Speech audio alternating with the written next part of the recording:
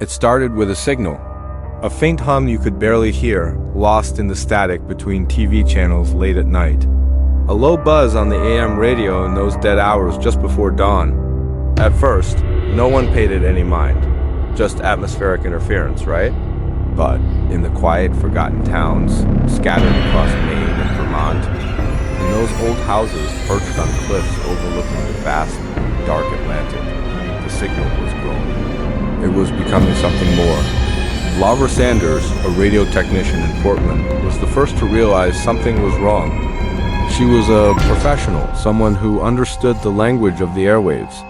She was working late, trying to breathe life back into an old analog transmitter for the local station. That's when she picked it up. A pattern, clear as day, hidden inside the random crackle and pop of the static. It wasn't random noise. It was structured, deliberate. And as she listened, a chill ran down her spine. It felt alive.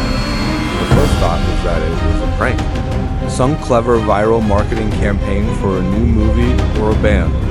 But when she tried to trace the signal's origin, her equipment went haywire. The coordinates it spat out pointed to nowhere, a point on the map that didn't exist.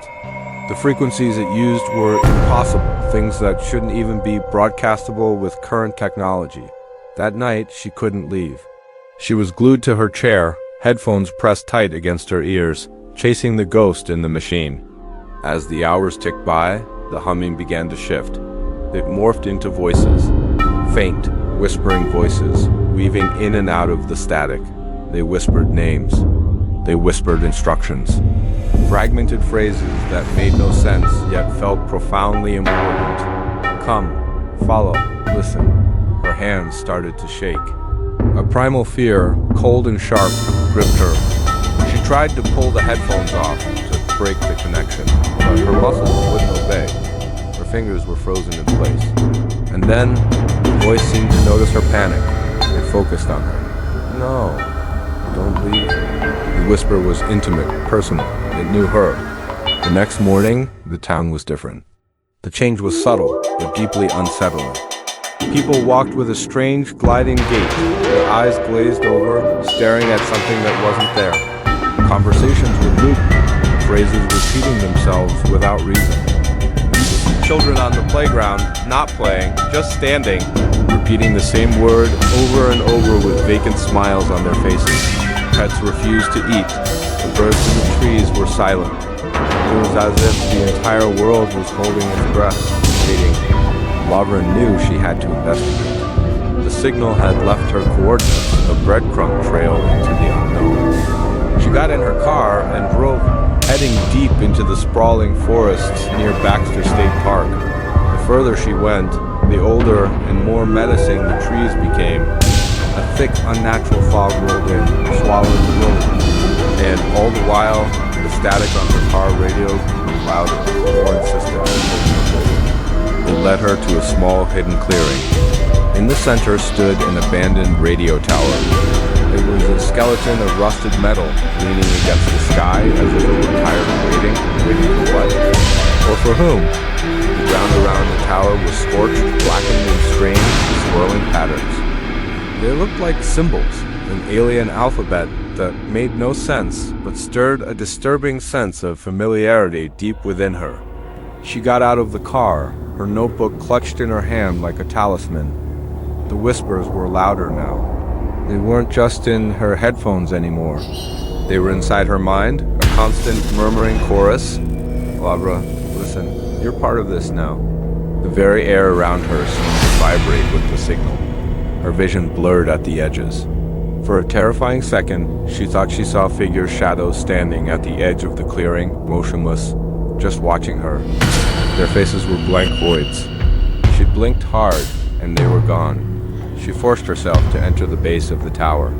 Inside, it was a graveyard of old technology. Dusty tape reels, broken oscillators, and wires snaking across the floor like metallic veins. And at the very center of the mess, a small, unassuming speaker. It was still pulsing with the signal, a faint, rhythmic thrum. She reached out her hand, compelled by a force she couldn't understand. The moment her fingers brushed against the cold metal, a vision slammed into her mind with the force of a physical blow. She saw a room, a vast dark room filled with hundreds, maybe thousands of monitors. Each screen displayed a different town, a different street, a different home, and on every single screen, she saw people just like her, alone, terrified, staring into a screen, listening to the static. A chorus of whispers merged into a single, cold, clear thought that wasn't her own.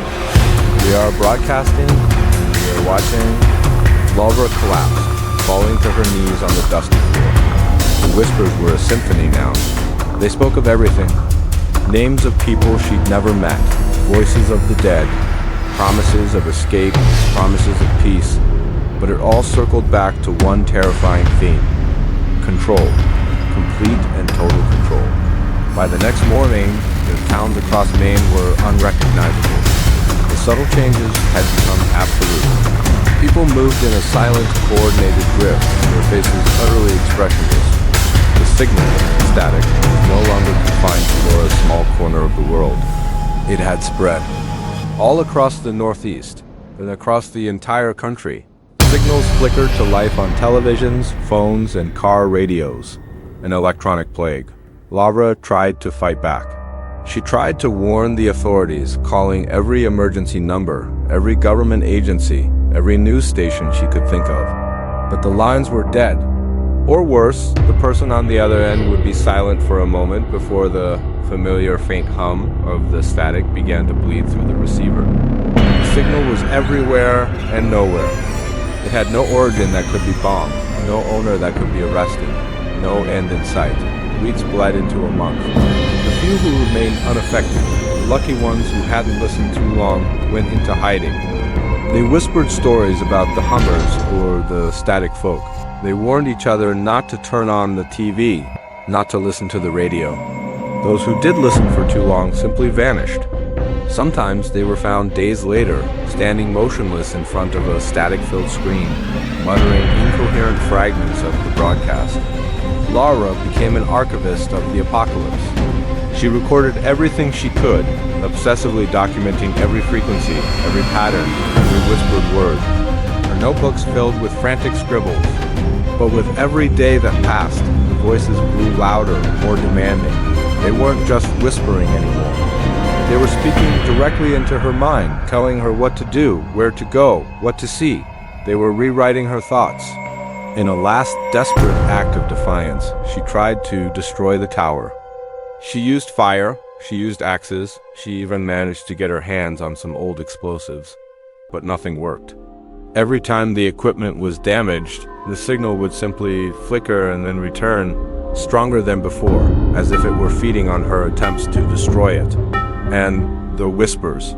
They no longer needed headphones or speakers. They were inside her skull permanently. They were inside everyone's skull. One cold night, as a gentle snow began to fall across Maine, Laura stood on a hill and looked out over her town. Not a single person moved on the streets below, but in every house, a window flickered with the pale, dancing light of static. The world was utterly silent, except for the ceaseless chorus of voices in her head. And in that moment of terrible clarity, she finally understood. This wasn't a broadcast. It wasn't a signal being sent from one place to another. It was a cycle, a living frequency, a predatory entity that fed on attention, on emotion, on fear. And now it was feeding on her. She opened her mouth to scream, to let out one final cry of defiance against the silent, creeping horror. But her voice was gone. All that came out was a whisper, another voice joining the invisible, malevolent web of sound that had consumed the world. By dawn, Laura Sanders was gone. The notebooks remained, scattered across the floor of the transmitter room, their pages fluttering in the cold wind that carried the whispers out into the forest, out into the world. The tower still stands. It's not on any map. It's unreachable by satellites. A ghost of a place. But they say sometimes on a late night, if you're scanning the radio dial just before midnight, you might find it. You might hear a faint voice calling your name from the static. Come, listen, follow, and once you do, there's no turning back. Thank you so much for joining me on this journey into the static. If you enjoyed this story, be sure to hit that like button and subscribe for more tales from the shadows. Stay safe out there, and whatever you do, be careful what you listen to in the dark.